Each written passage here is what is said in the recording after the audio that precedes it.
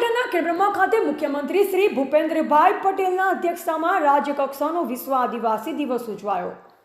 મુખ્યમંત્રી શ્રીના હસ્તે ગુજરાત રાજ્યના ₹1014.14 કરોડ અને સાબરકાંઠા જિલ્લાને ₹3762.88 લાખના લોકાર્પણ ખાતમુહૂર્તના કામોની ભેટ।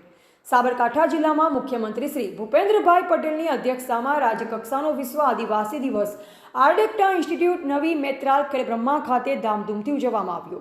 આ પ્રસંગે મુખ્યમંત્રી શ્રી ભૂપેન્દ્રભાઈ પટેલે જણાવ્યું હતું કે મૂળ નિવાસી તરીકે ઓળખાતા આદિવાસીઓ વર્ષો પૂર્વેથી આધ્યાત્મિક રીતે પ્રકૃતિ સાથે બિરસા મુંડાની પૂજા કરતા આવ્યા છે।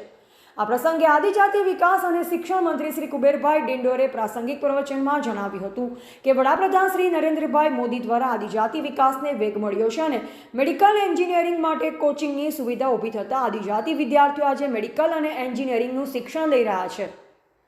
9મી ઓગસ્ટ વિશ્વ આદિવાસી દિનની ઉજવણી નિમિત્તે મુખ્યમંત્રી શ્રીના વરદ હસ્તે રાજ્યમાં કુલ 411.37 કરોડના 2240 કામોનું ખાતમુહૂર્ત તથા ₹602.78 કરોડ 2053 કામોનું લોકાર્પણ આમ કુલ 1014.14 કરોડના કુલ 4293 કામોનું લોકાર્પણ તથા ખાતમુહૂર્ત કરવામાં આવ્યા। જે પૈકી મુખ્યમંત્રી શ્રીના વરદ હસ્તે સાબરકાંઠા જિલ્લામાં 3762.88 લાખના 216 કામોનું ખાતમુહૂર્ત તથા 2091.37 લાખના 197 કામોનું લોકાર્પણ કરવામાં આવ્યું।